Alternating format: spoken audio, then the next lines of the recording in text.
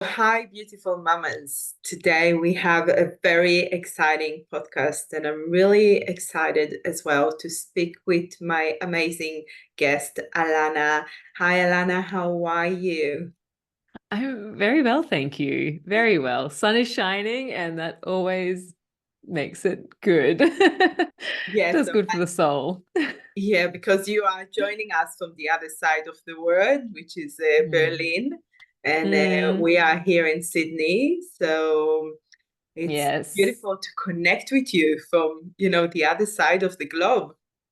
It's also really nice to be here. Sydney's my old stomping ground. It's actually where I did my naturopathic studies. So I know Sydney very well. But yes, the last 10 years, oh my gosh, 10 years it's been in Germany now. Yeah. Yeah, so let me introduce you. Alana is a holistic nutrition naturopath and a health coach. We actually connected on Instagram, which is Mm. amazing way to get to know other people and do this collaboration together. Alana also have a podcast, which is the Health After 30, and she believes that the food is the ultimate medicine, which is exactly what we're going to speak about today. Um, I think, if we talking to our moms out there, there is a big culture of bouncing back to our old bodies after we gave birth and we carried our babies for 9 months or more. And that's exactly what we're going to talk about today. And I really want to hear from you. What do you think about this subject? And how did you deal with it as well as a mom? Yeah, I just hear you say the word bounce back culture, and it's like it, yeah, it's, I mean, my experience, but every mother experiences so much change in Mm, the body when you are pregnant, when you're giving birth, post-birth, breastfeeding. Sometimes you stand in the mirror and you just think, I don't recognize myself anymore. And then what makes it worse is you've got magazines and Instagram. It can be a wonderful place, but also just so detrimental of people showing their experiences of perhaps shedding all these pounds and bouncing back to their pre-body weight after babies. And then you're thinking, well, what am I doing wrong? And then actually, what ends up happening is you go to your old toolbox of all the things that used to work, perhaps before mm. before babies, and you They're try not a few of these working. things on different diets. Yeah, and it doesn't work because there's just so many other things that come into life now. So yeah, I mean, my ultimate, like one of my main drivers when working with moms is to change that mentality from this bounce back from this diet culture to nourishing. Hmm. It's not about getting thin. It's about feeling strong, having energy, being able to keep up with your kids. And starving yourself is definitely not, starving yourself to look a certain way is definitely not going to promote that. And you'll feel it as well. Yes. We know deep down we know it. So yes, it's it's a big Yeah. topic, but a really interesting one.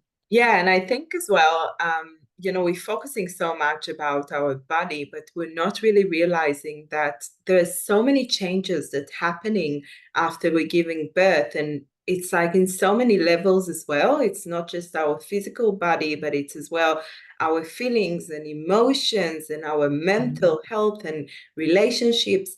And there are so many things that we're dealing with as new moms. And like you said, being the new me, right? That the Mm. diets are not the same anymore, or the feelings, or who am I, or even what I love to eat.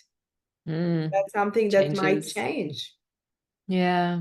And exactly what you said, whether it's physical, mental, emotional, spiritual, when you look at your health, or my humble belief is when you look at your health, it's never just one thing. We need to take a holistic point of view, because even if your body's well, if your mental health's not doing well, or kind of your soul's not feeling well, and I don't know how to describe that, but the feeling. I've had that feeling postpartum.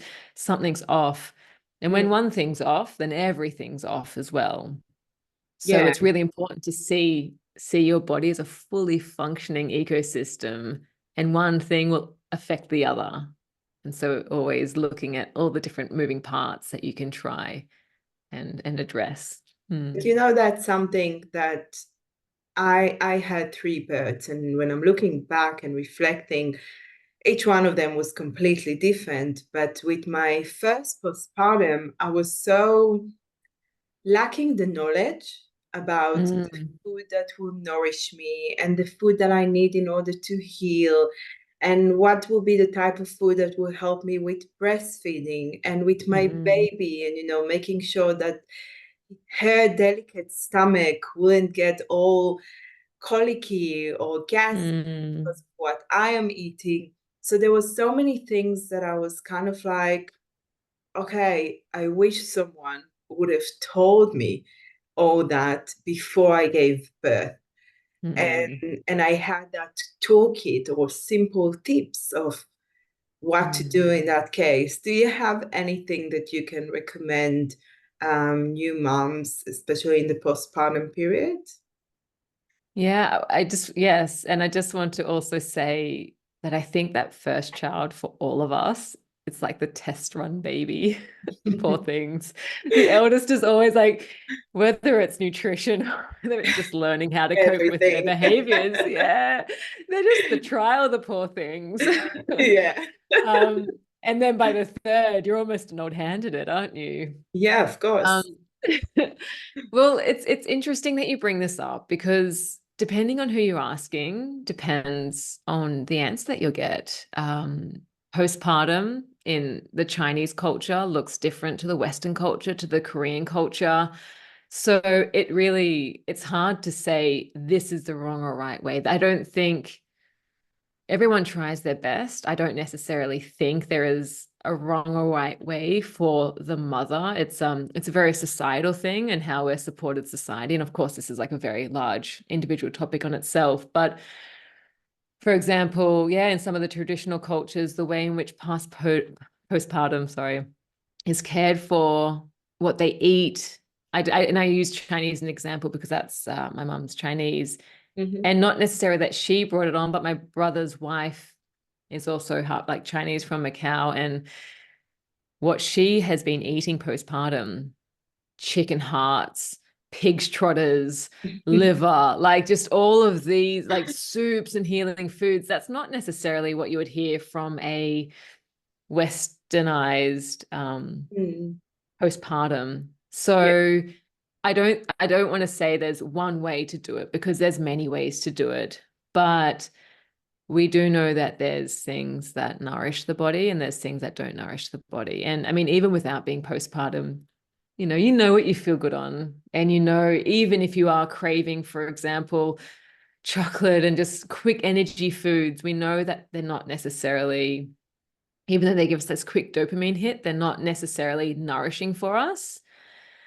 So, and within this, there's a few different hardships, because it's one, knowing what to eat, and it's two, also having the time and the availability Energy. and the access, the energy to even kind of focus on these foods. So as a general blanket, I guess, for the Western women, and I guess this is very prescriptional, but I often also, just first things first, just if you're on a pregnancy multivitamin, just kind of stay on that, because that's going to be giving you your bare minimum.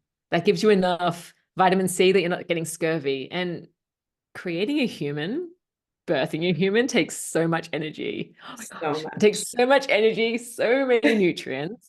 And the thing is all of it goes to the baby. The mother is not even, the Yeah, mother's she's just the depleted. vehicle.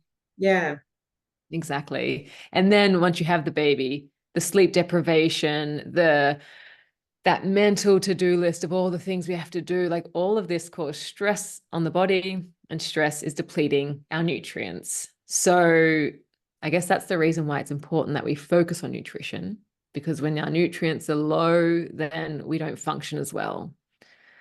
So step number one, I guess, is maybe to stay on the multivitamin, just as long as you're breastfeeding, and alternate these multivitamins. You like to get it, you don't want to, I don't like to stick with one brand just in case it gets recalled, and you never know. So stick to that while you can, and if you feel the need.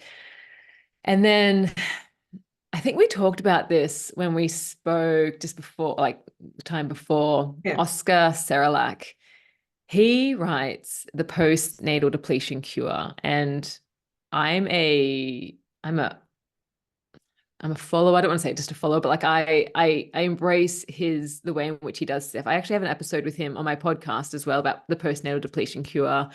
And he kind of goes through the essential nutrients that we need. So this is also a nice resource to look for, Mhm. as well as like getting rest. I mean, all the things that we know postpartum.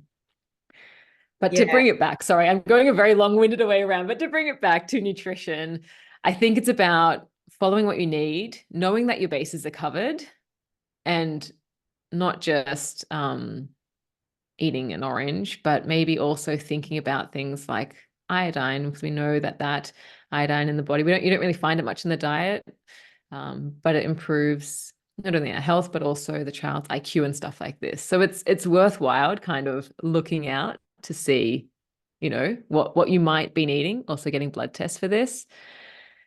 And then for your nutrition, finding foods that are easy to digest, high nourishing foods. Again, when I said the difference between the processed sugar foods and opting for the high nourishing foods. Very broad blanket, and I guess very general advice. But when you're overwhelmed and you don't have time, opting for these nutrient dense foods are what we need. Yeah. Thank you. I think that's an amazing tip. What I'm finding that's really helpful is to, especially after postpartum, in the postpartum, sorry, period, you're feeling like you really need that warmth. So things that are very warm, and I love the Chinese medicine after for postpartum with all the soups and broths. There are things that are so warm and comfy, and Mm. it's you feel like someone is taking care of you. Nourished. Yeah. Yeah, it's like I have this sentence that I'm always telling myself when I'm eating something, does it make me feel good? And if it Mm. makes me feel good, then I'll eat it. Mm. And it's kind of like the same thing with the postpartum period. You want to think about things that will be more moist and oily and warm, Mm. and something that, will make you feel good, and that Yeah. healing, healing your body from the inside out. Mm. And one of the things that I found that is very beneficial is to use as well some herbs as medicine. I'm not sure if Yeah. that's something that you doing as well, but there are specific herbs that is really helpful for especially new moms, like Mm. fennel and fenugreek, all the Digestion. yeah, Yeah. digestive spices like ginger and clove and cumin, um, Yeah. and anise and cinnamon. They're really good to put in your cooked Food. meal. Yeah. I mean, for culinary herbs, I think absolutely. And also just with like milk production, I gave birth in Germany, Mhm. and they serve in like after you give birth, they give you fennel tea because it helps with the milk production. And I just thought that Yeah, was so nice in the hospitals that they're serving this to all the new mothers.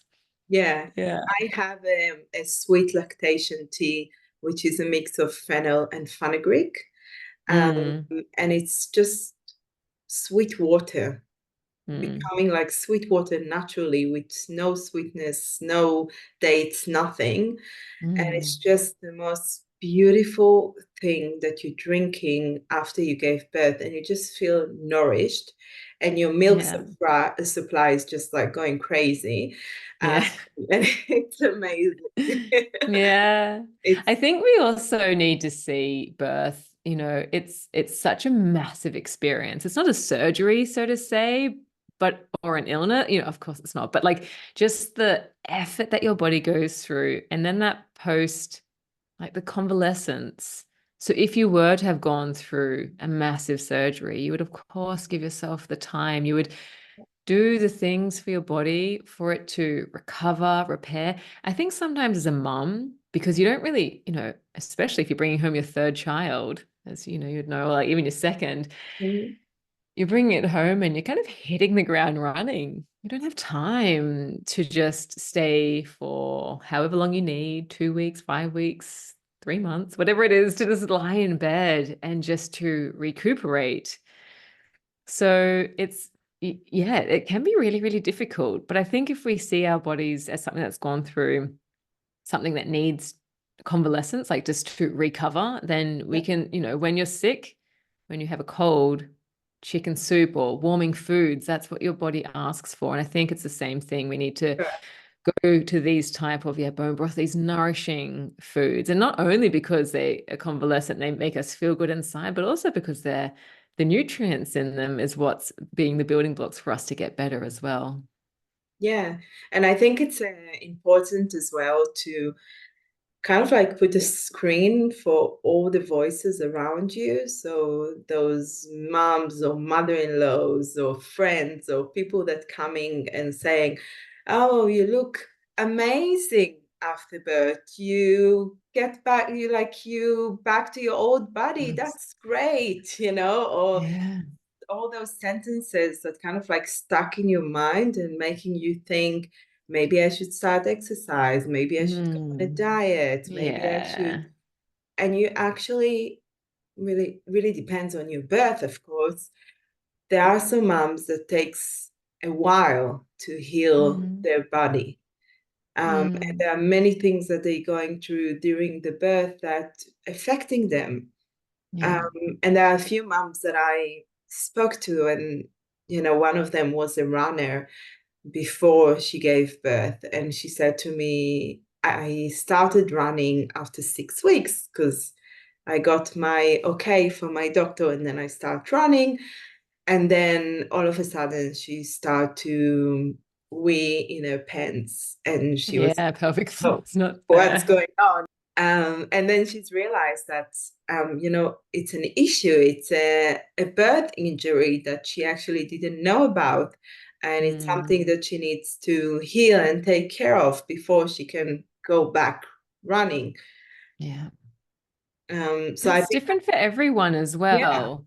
yeah, I mean, I remember 6 weeks after birth, I had such trouble breastfeeding with my first son. I was still, I think, lying down for every single feeding experience. It wasn't until almost like after a year, that's when I felt, like I was kind of like coming out from underneath this rock and feeling like I could even have the energy to do things again. And for me, it wasn't until, I was trying to reach an empty suitcase from a top shelf when I couldn't even carry that. I was like, Alana, I need to, it's time now. And I think sometimes, these well-intentioned comments that our friends and in-laws give us, oh, like you look so well, like even though they're well-intentioned, I think sometimes we just need to buffer out that noise, yeah, because even if you look, what the beauty standards would say is well, you have bounced back. You might not feel that. You might just feel like an empty, like a skeleton. So it can be really unhelpful. yeah, I think every mother who has brought a child, I mean, even just every mother who is having to look after a child is doing well in the situations that they have. of course. And yeah, of course, there are things that can help, doing pelvic floor exercises and supporting our bodies, not being too hard on ourselves. But yeah, society's comments are definitely not Definitely helpful. a big thing. Yeah. Look, I think that it's as well being very gentle with yourself, understanding that you, like you just said, you are in a healing and recovery space, and Mm, enter to that space with grace and gentleness, and just let yourself and your body be in that space and knows that it's okay. And if you feel like you are ready, um, to straighten your pelvic floor or to do some stretches or to move around or to start with gentle movement, then do it gently and see how you feel. Mm. Because that's one of the things that really important in the postpartum period, especially that there are all these birth injuries that might appear. Like for me, Yeah. after every birth, I had a different birth injury. I remember Mm. my wrist was sore after my first child, and after my second, it was my lower back. And Mm. after my third, I didn't feel anything. But I was like, oh, what's going on? That doesn't make sense. I should feel Mm. something. Um, Mm. but then I was still gentle with myself because Yeah. I reminded myself that last time that I just went all for it, and I'm a really person that, after all, I love to train, so I'm Yeah. going all in. Yeah. And then you kind of like, but then you're bleeding more, and then there are all Yeah. kind of aches and pains and things that happening, and that's your body actually cueing to you to just take it slow with food, It with is. exercise, really like find the balance that works for you, like you said. Yeah. And listening to your body when it says that, I think sometimes when you experience these injuries, have these pains, it's like you want to get back into things, but you can't necessarily do it that fast. And I think sometimes because sport is one thing, because if you have a weak pelvic floor, you can kind of feel it. And Mm-hmm. with exercise, if you're overdoing it, you can kind of feel it. But sometimes when it comes to nutrition, because we're eating every day and because we have, I guess, habits that we've taken on before we had children, we sometimes just go and do the things that we would do. For example, skipping meals, because, maybe we think that's going to get us to a certain size. And if we can't exercise because we have a weak pelvic floor, then okay, we'll just this eat less, move more, this type of mentality. But in the end, it's not working. And we end up causing more harm than good by skipping meals, where then, causing our insulin, cortisol, we have all these hormonal changes, which long term can then lead to other problems down the track. So it's really important postpartum, and a lot of women don't do it, but that you're eating enough, that make sure you're eating enough food and enough of the right foods. I don't just mean staying full and, I don't just mean eating, but just eating, when we think about this, a good source of protein, fruits, vegetables, easy to digest, or if you're having a salad, whatever it is, and I'm not saying just eat salad. Of course, enjoy eating all types of foods, but the main nourishment that you get is, good grains in there, good protein, your vegetables. And that sounds really simple, but it's going to be really easy to kind of forget. At the end of the day, it's like, okay, someone order pizza. Like, we need to feed this, we need to get this all sorted. And just by kind of, I guess, putting that as a priority for Yeah. yourself and also for your kids, you're the nutritional gatekeeper. Everything, if you're the primary caregiver or your partner, it's all coming through you, and you're the one who has the say in kind of what you and your family eats. And it's very easy to do the easy, quick things. But if we spend a little bit more time, and not a lot, you're planning anyway, so may as well just plan things that are going to be nourishing for you, to spend a bit more time investing in there to make sure that you're kind of getting the right thing. Then Look, yeah. what I'm finding that it's really helpful is to have the same as you have like birth plan. So to have the same for your postpartum in terms Mm, of food. And then you can as well speak with your partner or your village or your support team, and they will be able to know as well what you kind of like expecting to mm, to nourish yourself and your baby in the postpartum period. And I'm finding it very helpful because you're doing this planning and you know exactly what's the type of food that you want to avoid, because there are certain type of foods that are not that great to our little baby tummies. Um, Mm. and what are the type of foods that you want more to expand on and you want to have as part of your meal plan. And as well, remembering that the first 2 weeks, everyone talking about the 42 days, but it's usually the first 14 days that are the most crucial one in terms of nutrition, and Mm. healing your body. So even if you're doing just the first 14 days and really having that beautiful meals, beautiful drinks, things that helping you to heal and Recover. nourish, that will Mm. be an amazing start Yeah, to your postpartum period. absolutely. Yeah. So before we'll wrap up, I wanted to ask you 2 questions. One of them is, with your postpartum experiences, what was the one thing that helped you the most, like your mom hack or Mm. thing that you use that really helped you and you recommend other moms as well? Well, I guess my biggest health hack was flying my mum in and having her there.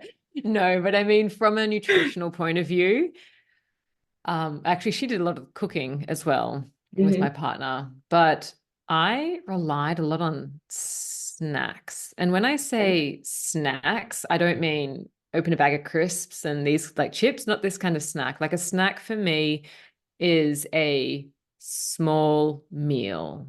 So it's Like, having, yeah, exactly. So for example, if for everyone who can see my hands and who those who can't, I'm holding my hands together. And if we think this is a plate, we have a palm size full of protein, whether that's meat protein or vegetable source of protein. We're having protein. Protein helps these building blocks. It helps with, and I'm not talking about like muscle strength, like bodybuilding, but I mean, yeah, you're restoring your muscles after birth. So for this, and then we've got half a plate, so your whole hand full of colorful fruits and vegetables. This is not only for good fiber to get good bowel movements going, but diversity on your plate and with your vegetables means diversity in the gut microbiome. And we know that the gut is the seat of so many different things for our mood, for our immune system, and also this absorption. So everything's functioning. And then also having a good, so the above your palm, your fingers, a good source of grains as well, or carbohydrates, potato, starchy vegetables, and then some good fat, so olive oil or whatever, or flaxseed, whatever the choice is. And so that's how a meal would generally be put together postpartum. And when I think a snack, I just think that in a mini version. So how could that look? That could look like cooked eggs with potatoes. Like that's not necessarily a snack that you would think of, oh, I'm going to have a quick snack. That's egg and potatoes. But it's something that you can actually put together super easily. And with potatoes, the wonderful thing about them, and there's a lot of potato haters out there, and I'm not a potato hater at all. Because if you're cooking them and you're letting them cool, and then you eat them cooled or you cook them again, they actually have a resistant starch. And this resistant starch is beneficial as well for the gut microbiome. So you can actually cook a bunch of them, have them in the fridge, and then grab them out at any time to cook. It's really fast. And we need to think when we're putting this together, like little snacks together, that we're not just trying to fill ourselves. It's not just an apple, because an apple, although while it's, we think it's healthy, it's a fruit and it's from nature. It'll just spike these blood sugar levels. You get a little bit of energy, and then afterwards, you're going to feel tired and you're going to crash. So we need to make sure throughout all our meals and snacks that we're having, this representation of a plate, whether it's a meal or a snack, so we can like sustain the day. So you get to the afternoon and you're not feeling drained, or you get to the end of the day and you're just shattered and want to get the kids to bed and just like fall on the couch and, just, nutrition has this wonderful ability to sustain our energy, to keep us vital, and to make sure that we are well in our bodies. So I guess I would say snacks. Snacks in a good way, you know, snacks in a full meal. And Yeah. I have for busy moms, I have like a little recipe book if it's something that might be interesting for you or your listeners, Oh, something like this, amazing. because it just kind of makes it easy, gives you some Easy. inspiration and how Yeah. to put that together. And it's also stuff that you can just have in the fridge. So that was the first question. What did I survive on? And for so long-winded. Yeah, And well, then I how think can it I would be amazing to share it in our show notes with our listeners. Yeah. Some Well, it's simple because and I think we easy. need, yeah, I think moms need simple, easy things that Mm, they can do amen. on the run. Yeah, to make and also that the choices that they're making, it's like, okay, good, this is good for me. They don't need to Yeah. think about it. They don't need to double question themselves. And then also, so often, you know, when it comes to diet, we end up eating things because we're hungry or we have low energy. We just need that quick fix.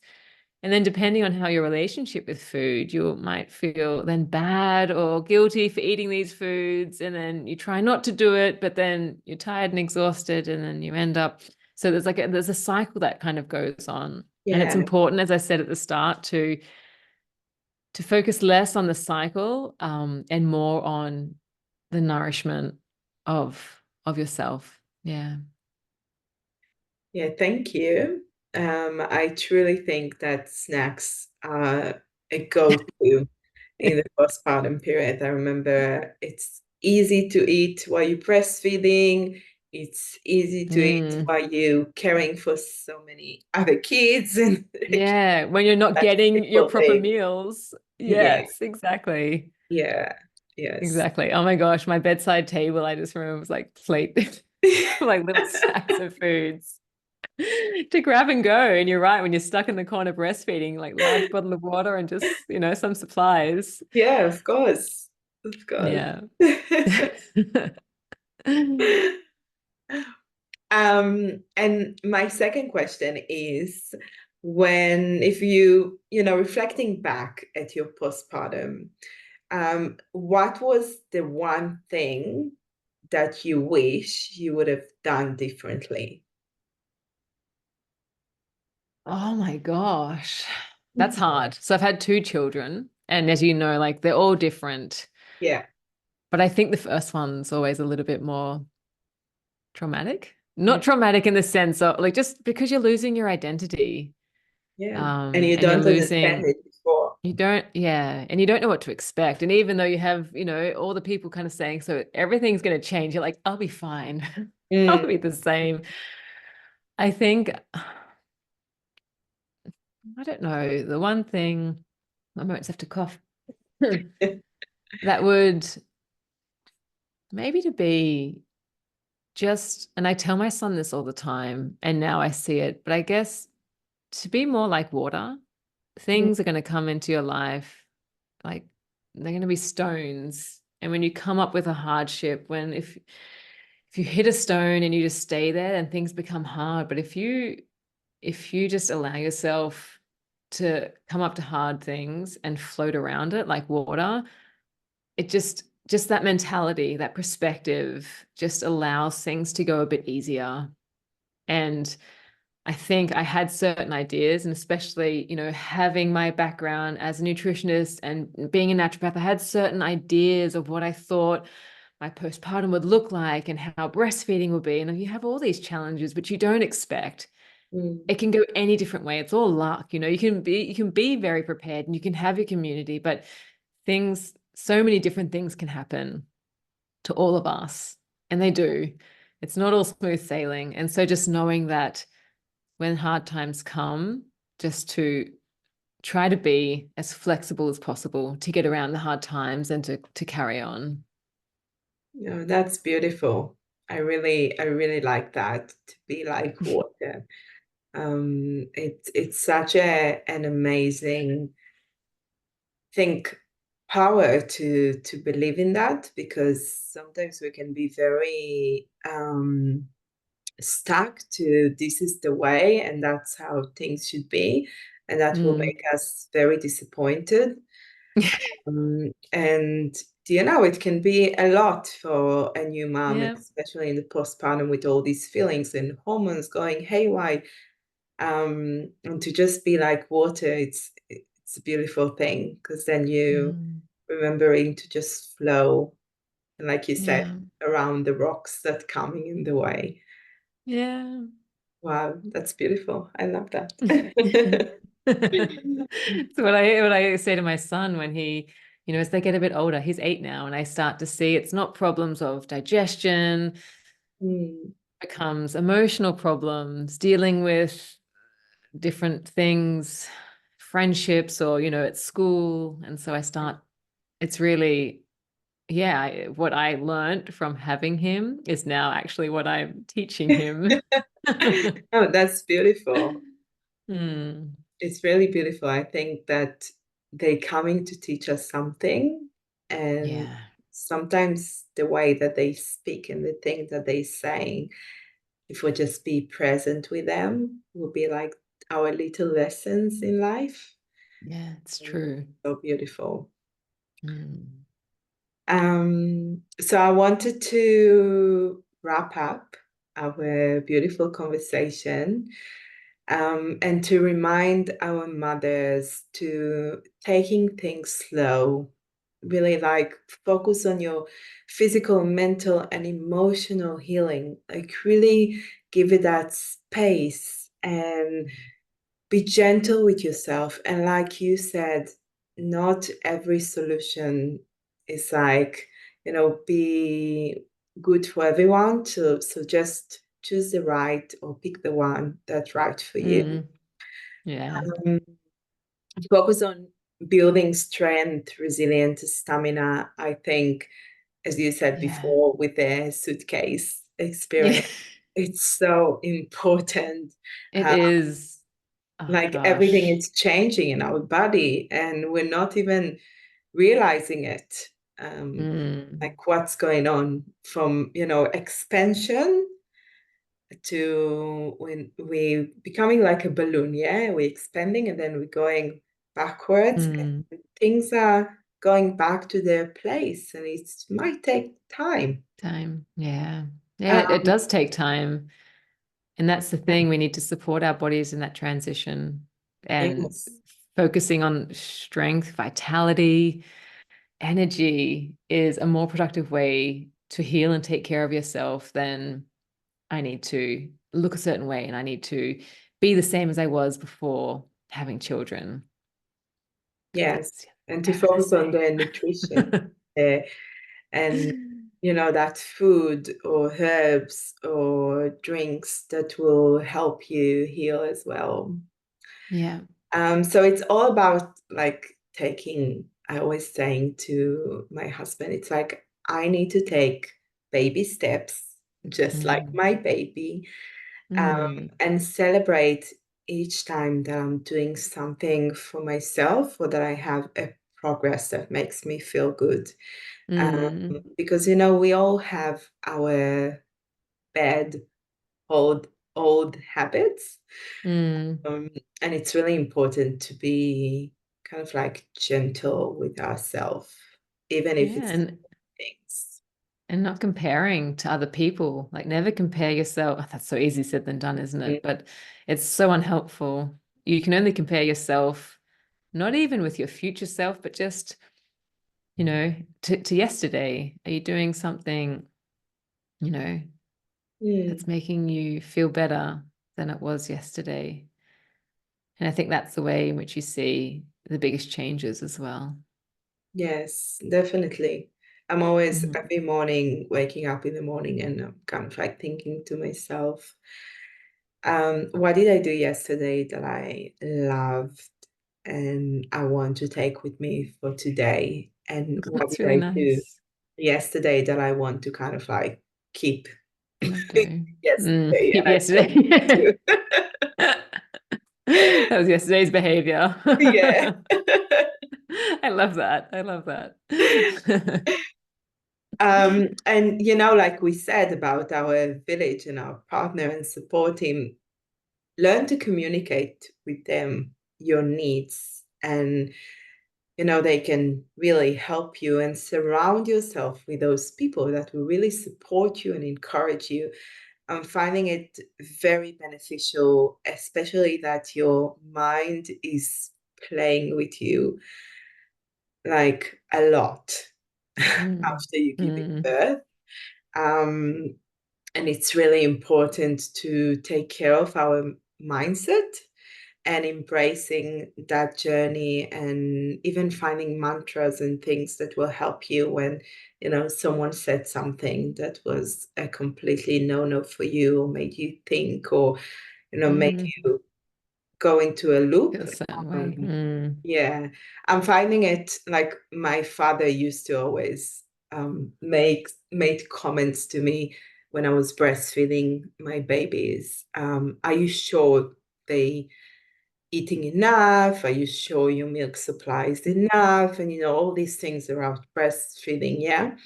I And love that. I love that. It's like, are you sure, Dad? I don't yeah, know. It's exactly. like, Dad, are you When sure was the last time you breastfeeding is breastfed? okay? Thanks, Dad. Yeah, and Yeah. at first with my first baby, I was like, oh, should I You maybe question check? yourself. Yeah.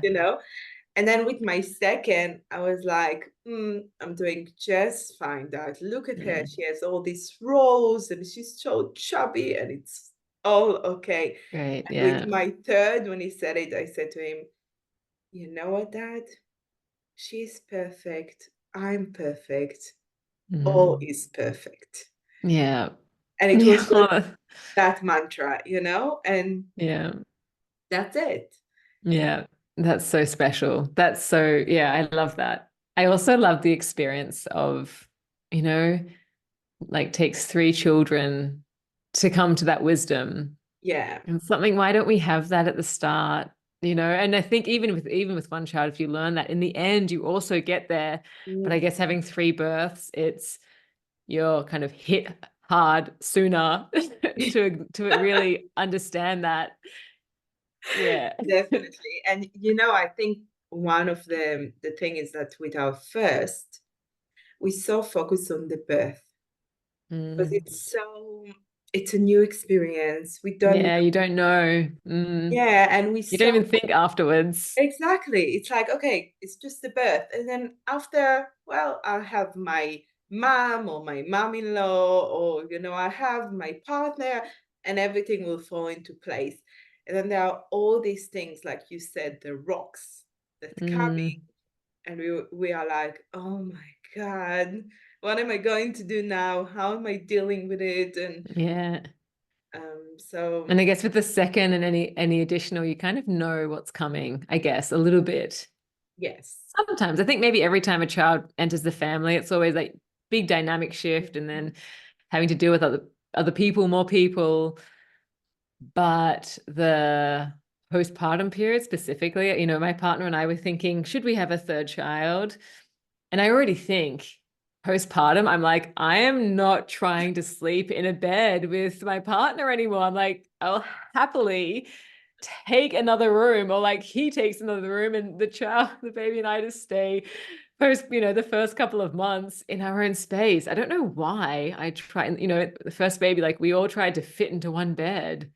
Oh my gosh, terrible idea. Terrible idea. Yeah, the lessons that we learn. Yeah, absolutely. And I think Yeah. we give ourselves more grace as well, the more Yeah. experienced we become. Definitely.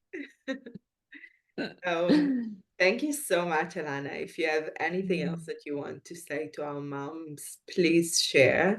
And I will, of course, share your contact details and Instagram and a website in our show notes. Um, Yeah, and I really enjoyed our conversation today. I did as well. Yeah, thank you so much for having me. I guess the one thing that I would like to impart is, and I feel like I say it again, like to really focus on the nourishment for your overall health. You want to be able to keep up with your kids. You want to have the strength to get down empty suitcases from high shelves. You want to have, this is the baseline, but this is the stuff that's going to help. You want to be able to wake up with energy Mm. and through nutrition, you can help yourself do that. Of course, we need our mental health and, you know, our physical health, but you're eating every single day. So make sure where you can always eat things that promote you to feel well. And when you don't, that's also okay. It's Yeah. also okay. We all go through stressful periods, and it's not always going to be super healthy. So don't be strict on yourself in that regard. Um, yeah, Yeah. I think that's it. Thank you. You're welcome. It was so beautiful to connect with you from the other side of the world, and thank you for Likewise. sharing these amazing things. Yeah, thank you so much for having me here. I really appreciate it.